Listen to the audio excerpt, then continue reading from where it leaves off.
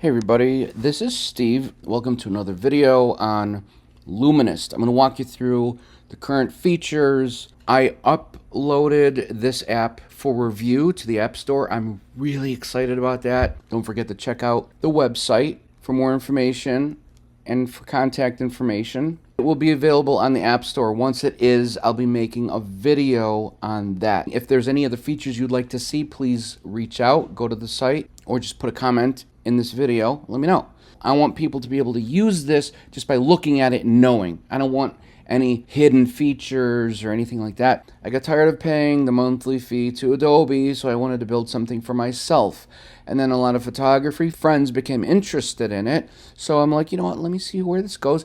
This is not cloud-based. This is local, so you can import your photos from any source, a USB drive, your hard drive, whatever. You're not limited to your photos, camera reel in Apple. You keep all your photos. Like, we have nothing to do with your photos or your work or anything like that. I've got some basic presets here that I will be adding to.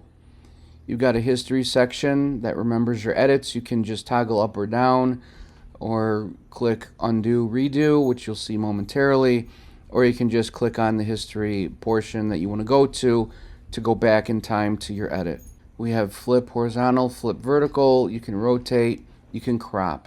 There's a before and after button. You've got a histogram, and of course we have your core adjustments, exposure, contrast, highlights, shadows, etc. Color, temperature, tint, vibrance, saturation, curves. Now this app is free to download. The Pro version is optional and it will include features for a one-time purchase. You got sharpen, basic, denoise, color mixer. So we're going to go up here to open files, pictures. Let's just open some random images. Let's open some more. Those pretty quick. Those photos I've taken. So at the bottom, it's imported. You've got your film strip. On the left, you can copy your edits. You can work all your edits, then go here and do copy edits, and then paste edits to multiple images or just one. So this comes in handy if you're shooting in one environment, like a studio or outside, then lighting's the same and everything. You don't want to have to edit each one individually. You can copy and paste the edits. You got clean base, soft film, punchy, monochrome. Of course, you can add to it by changing the preset slightly. You can go back in time by clicking on history, the open, the original file, base, clean, soft, punchy, or you can simply go to undo, redo here. You can fill the frame, you can fit the frame, you can zoom in, zoom out, fit, flip horizontal, flip vertical, you can rotate it.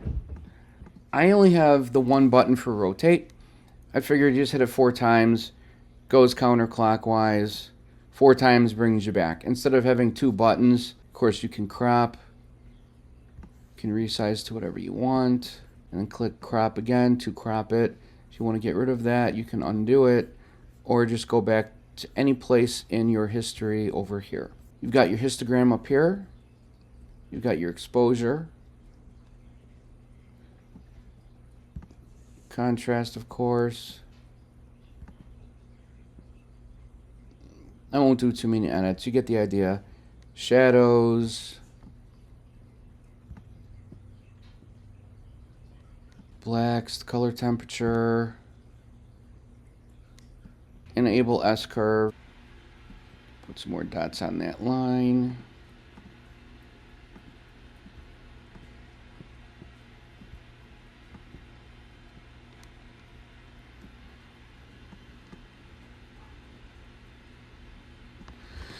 Working with a JPEG now. I'm currently working on RAW support. That'll be a Pro version, but JPEG version is free. You've got sharpen, basic denoise, check it to activate it, and of course the color mixer. You're going to click on the color you want to focus on. So for the red, you've got the hue, orange, So the hue of the orange, and then the luminance. You can reset all the bands, reset all, reset, reset. They all have reset. And they can be collapsible. So click on each color to change the settings. Now let's get into one of my favorite parts, the layers. I was using Lightroom and Photoshop just for the layers, and I'd have to bring them back and forth. So let's say I did this example in another video. I'll just do this quickly. But you would not do open files again. You would do add a layer, and it's going to instantly bring you to a browse. You can browse anywhere from your computer. We're going to click the same image. You can click any image, but I'm going to click the same image. So now it adds a layer on top. It's going to always add the layer on top. You can toggle visibility. All right, so say the top layer, we want to do monochrome, and let's just punch that a little bit. Contrast a little more, and so let's say that's good. We'll go back down to the layers. We can flatten it when we're done. But up here is the brush and the erase. You've got the size of the erase brush. I want it small because I want to focus on his eye.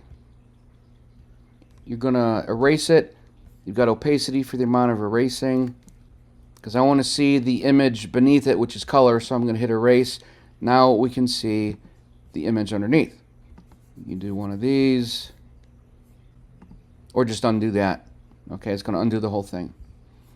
So erase, and then let's say we want to make the size a little bit bigger with the opacity less, just to bring a little color in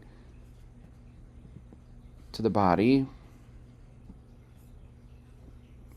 Okay, I went over the edges a little bit, but just for the example, let's say we want just a little less for the grass. We want to bring just a little bit of color in for the grass, not much. Okay, so you get the idea. And then also for the layers, there is a slider for the opacity of the layer. So you can black out the layer, exit, put an X on it, so you are basically muting this top layer and you're seeing the layer below. Take it off so you can see it. But you have also the opacity of the layer on the top. So let's say all the way to the right is the pure black and white with some little brush work for the erase. I'm going to bring it to the left a little more just to bring the bottom one out a little bit, right about there. Let's say that's where I want it. Good. Now once you're done, you could certainly just export this by going up here to export. But to show you guys, I'm going to flatten the image. When you flatten the image, it's going to create one image on the very top layer, and it's going to automatically block these out with the X, so you can't see them. You could also, undo the X and then click the one on the top so you can see your work. If you change your mind, that's not the one you wanted, you can always take the trash can over here and delete the layer. You can also edit the name. You could rename this one, whatever you want.